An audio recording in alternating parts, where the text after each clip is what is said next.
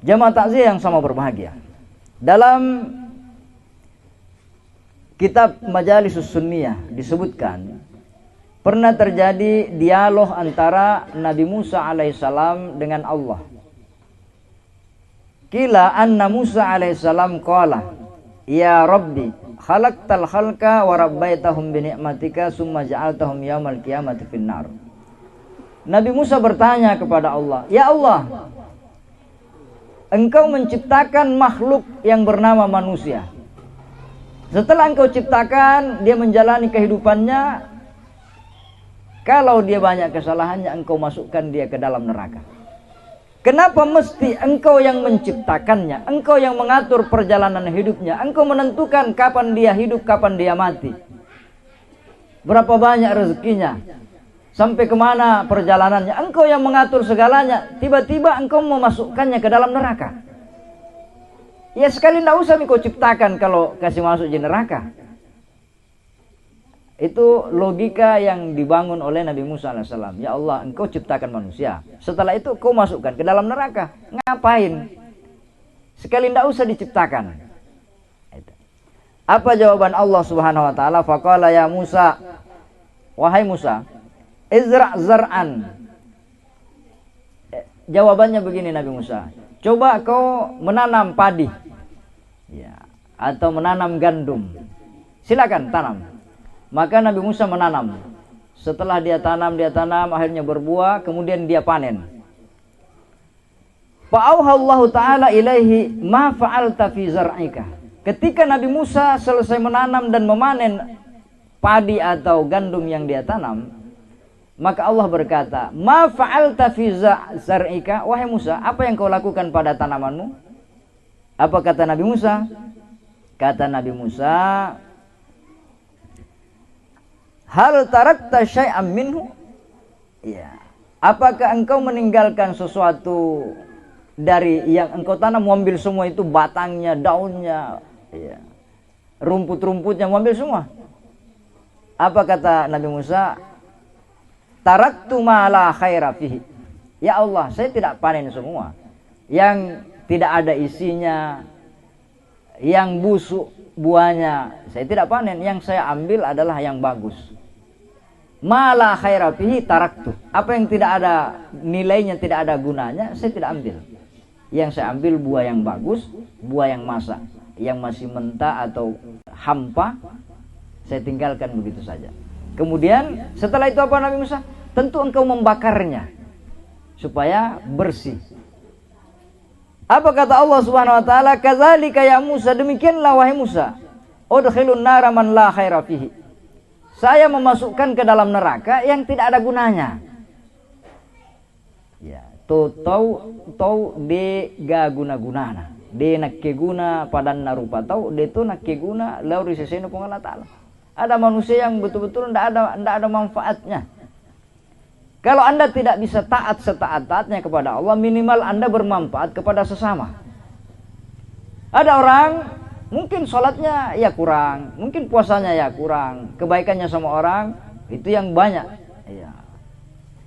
Dia peduli sesama, santun kepada orang, akhlaknya bagus, meskipun dia ketaatannya berkurang, tapi ada nilainya, ada. Maka kata Allah Subhanahu wa taala, demikianlah yang saya buang itu, yang saya masukkan ke dalam neraka adalah yang betul-betul tidak ada nilainya. Jamaah sekalian yang sama berbahagia. Kemudian dalam riwayat yang lain, ada seorang ulama namanya Imam Ash-Shibli. Imam Ash-Shibli ini suatu hari dia melakukan perjalanan. Ketika jalan-jalan, tiba-tiba seolah-olah dia berdialog dengan pohon. Ya. Ada pohon yang seolah-olah ngomong sama dia. Ya. Qalat lahu syajaratu, berkata kepada Imam Ash-Shibli, sebuah pohon, ya Shibli, kun misli yarmunani bil ahjari wa armaituhum bis simari. Wahai Imam Ash-Shibli, jadilah engkau seperti saya. Hiduplah engkau seperti pohon. Manusia melemparinya dengan batu, dengan kayu, dibalas dengan buah. Kita mau ambil mangga, dilempar pakai kayu, dibalas dengan apa? Dengan buah. Kita mau ambil jambu, tidak didapat, dilempar, lempar pakai kayu, pakai batu, dibalas dengan buah. Hiduplah engkau seperti pohon, wahai Syibli. Apa jawaban Imam Asy-Syibli? Ya. Faqala laha kaifa masiruka ilan nar. Kata Imam Asy-Syibli, saya tidak mau hidup seperti kamu. Meskipun engkau mampu membalas kejahatan orang, keburukan orang dengan kebaikan, tapi ujung-ujungnya engkau tetap jadi kayu bakar. Kenapa engkau bisa jadi kayu bakar? Kalau memang engkau baik, saking baiknya pohon itu, dia balas kejahatannya orang dengan buah. Dia balas batu dengan buahnya yang manis. Tapi ujung-ujungnya pohon itu akan jadi kayu bakar. Maka berkata Syibli, kenapa bisa jadi kayu bakar? Faqalatis syajaratu, maka berkatalah pohon itu, ya Syibli, ya, bimaili ma'al hawa. Kenapa? Karena saya condong mengikuti di mana angin bertiup. Angin bertiup ke selatan, saya miring ke selatan. Angin bertiup ke utara, saya miring ke utara. Akhirnya apa? Akhirnya pohonnya goyang dan tercabut, dan dia mati karena diterpa oleh angin. Apa artinya? Bahwa banyak manusia baik, tapi dia juga tidak punya prinsip. Diajak bermaksiat, ayo. Diajak ke masjid, ayo juga. Dia tidak punya prinsip. Dalam hidup ini kita harus punya pegangan, harus punya pedoman. Apa itu pedomannya? Ya Al-Quran dan hadis. Apa pegangannya? Ya perbaiki ibadahmu kepada Allah. Jangan seperti pohon hanya hidup baik. Sekedar baik saja gampang. Kau diam di rumahmu tidak kemana-mana, kau sudah jadi orang baik. Tapi menjadi bermanfaat itu susah kan? Bermanfaat, bagus hubungan kepada Allah dan bagus hubungan kepada manusia. Jamaah sekalian yang sama berbahagia, ini dialog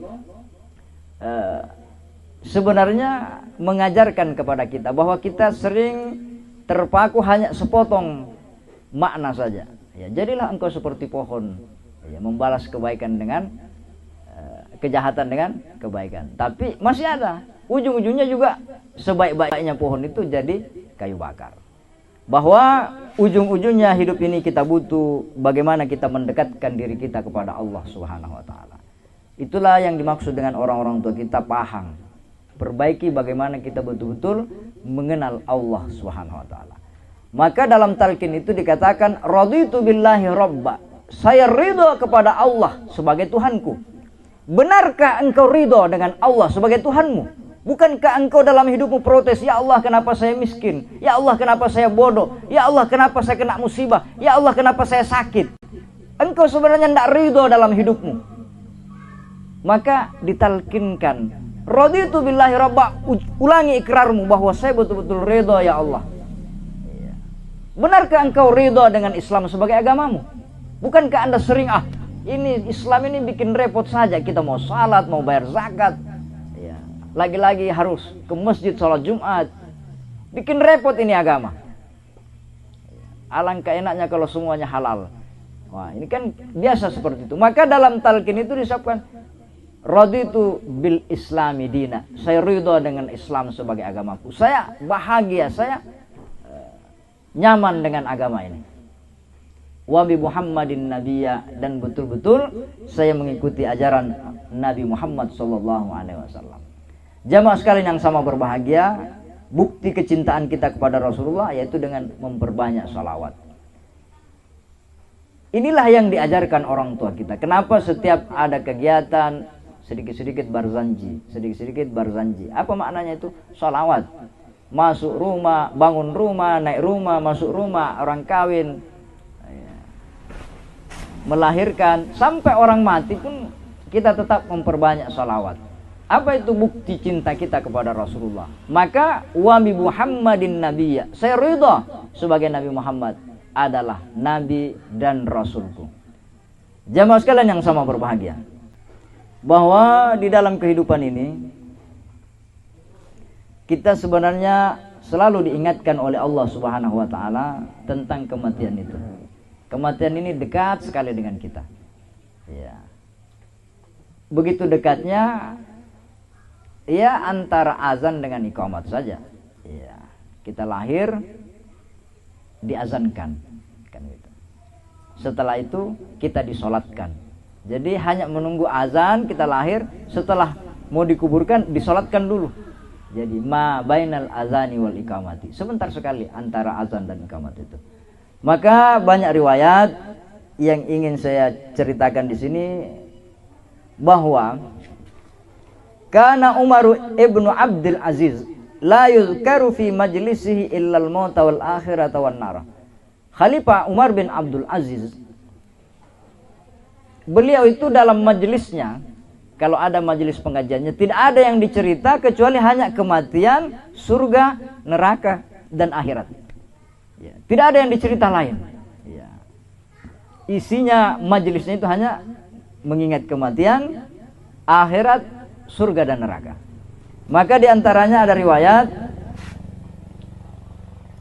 qala Wahab ibnu Munabbih, Imam Ibnu Munabbih meriwayatkan, rakiba malakun minal muluki yauman. Ada seorang raja pada suatu hari dia melakukan perjalanan. Dalam perjalanan itu dia hiasi kendaraannya. Kalau dulu kan pakai onta, pakai kuda, anggaplah sekarang ini mobilnya dihiasi dengan perhiasan yang mewah. Pokoknya canggih sekali. Diiringi oleh pasukan pengawal yang luar biasa. Di dalam perjalanan itu tiba-tiba ada orang yang berpakaian lusuh. Fa bainama huwa kadzalika iz ja'ahu syakhsun rasul hay'a fa sallama alaihi. Ada orang yang pakaiannya lusuh sekali datang, "Assalamualaikum Tuan." "Assalamualaikum Tuan Raja." Karena yang memberi salam kepada raja ini adalah orang yang berpakaian lusuh, rakyat gembel, ya, salamnya itu tidak dijawab. Apa yang terjadi? Si gembel ini, rakyat miskin yang berpakaian lusuh ini, langsung mengambil tali kudanya, tali kekangnya. Dia tarik. "Tabe, di sini dulu. Ada yang saya mau bisikkan ke telinga Anda.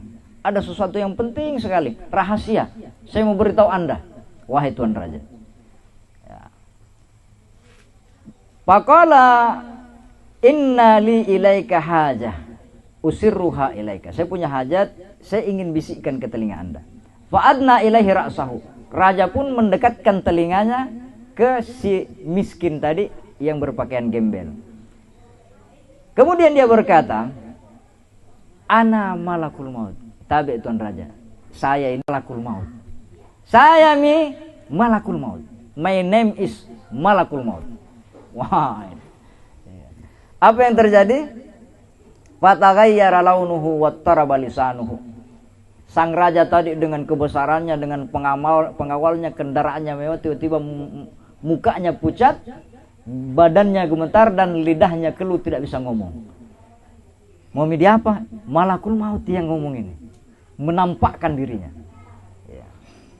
Wa qala da'ni hatta arji'a ila ahli. Sang raja berkata, "Tabe, kalau benar engkau adalah malakul maut, tolong kasih kesempatan. Saya mau belum Pak sampai ke rumahku ini. Saya mau ketemu anak dan istri saya. Kasih saya kesempatan." "Ya saya kan raja, begini-begini kan." "Ya saya ini raja, kasih dong kesempatan." Apa kata malakul maut? Faqala la. Tidak, wallahi demi Allah, la tara ahlaka abada. Engkau tidak akan berjumpa lagi keluargamu selamanya. Itulah makna iza jaa ajaluhum la yastakhiruna sa'atan wa la yastaqdimun. Ketika ajal datang menjemput, tidak bisa disorong ke depan, tidak bisa juga ditarik ke belakang. Tidak bisa dipercepat, tidak bisa juga diperlambat. Anu Pak, tidak namakan obatnya. Iya, dah lupa itu namakan obatnya, kan dah dapat waktunya kan begitu. Anu terlambat dibawa ke rumah sakit. Ya iya. Justru karena dapat waktunya, makanya terlambat ke rumah sakit. Jamaah sekalian yang sama berbahagia. Raja yang ada di atas kendaraan mewahnya tadi dengan pengawal yang banyak itu, dicabut nyawanya di atas kendaraannya. Faharramu ghasyian ka'annahu khasyabatun. Dia jatuh dari kendaraannya, kemudian meninggal. Berapa banyak kita lihat orang yang asik main bola mati di lapangan. Berapa banyak orang yang kita lihat asik menyanyi di panggung tiba-tiba meninggal dunia. Tapi tidak jarang kita melihat seorang khatib di atas mimbar meninggal di atas mimbar. Seorang ahli ibadah sedang sujud, dicabut nyawanya dalam keadaan sujud. Qari yang sedang mengaji, dicabut nyawanya dalam keadaan mengaji. La yastakhiruna sa'atan. Maka cerita yang kedua, kemudian madha malakul mauti alaihi salam. Malakul maut melanjutkan perjalanan. Masih ada tugasnya, jadwal yang berikutnya. Falaki abdan mu'minan yamshi fit tariqih. Malakul maut ini berjalan, dia berjumpa dengan seorang mukmin yang sedang berjalan di jalanan. Fasallama alaih. Assalamualaikum, kata malakul maut. Seorang mukmin yang saleh ini menjawab, waalaikumsalam. Dia jawab dengan ramah. Faqala inna li ilaika hajah. Wahai Tuhan, saya punya hajat. Saya ingin bisikkan ke telinga Anda. Bolehkah Anda mendekat kepada saya? Maka malakul maut mendekat kepada orang itu. Kemudian dia membisikkan ke telinganya seperti sebelumnya. Saya ana malakul maut. My name is malakul maut. Ya. Yaumudi'e malakul maut. Apa kata hamba mukmin itu? Dia bukan kaget, bukan lari, bukan gemetar. Faqala marhaban wa ahlan biman tala ghibatuhu anni. Selamat datang. Selamat datang. Satu kegembiraan dan kebahagiaan bagi orang yang telah pergi lama dan baru datang kembali. Disambut dengan rasa bahagia dengan ucapan selamat datang. Kemudian ma min ghaibin ahabbu ilayya an alqahu minka. Ya, tidak ada orang yang pergi lama yang saya rindukan lebih daripada kamu. Inilah makna hadisnya Nabi, man ahabba lika Allahi ahabba Allahu lika'ah. Siapa yang cinta, senang, bahagia berjumpa dengan Allah, maka Allah juga bahagia, senang dan cinta berjumpa dengannya. Wa man kariha lika Allah, siapa yang tidak senang, takut berjumpa dengan Allah, artinya takut mati. Mati kan jalan menuju kehadirat Allah kan begitu. Maka karihallahu lika'ah. Maka si hamba ini tadi dia sambut dengan sukacita. Faqala malakul mauti iqdi hajataka allati kharajta ilaiha. Wahai Tuhan, Anda tadi ini kan sedang menuju ke sesuatu tempat. Saya kasih kesempatan, kata malakul maut. Silakan tunaikan hajat Anda. Tadi Anda mau kemana ini? Mau ke pasar atau ke rumah keluarga?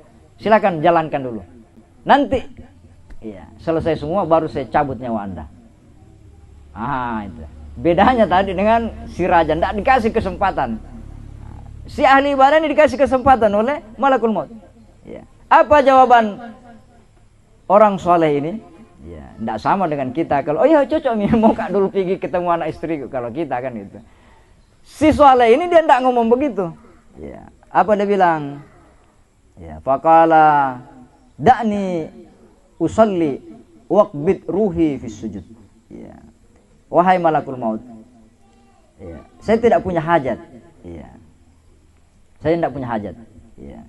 Maka ma min hajatin ahabbu ilayya min iqa'illah. Hajatku sebenarnya yang paling besar, saya ingin segera berjumpa dengan Allah. Saya ingin segera masuk ke dalam surga Allah, berjumpa dengan bidadari. Maka malaikat maut berkata, Anda punya permintaan terakhir?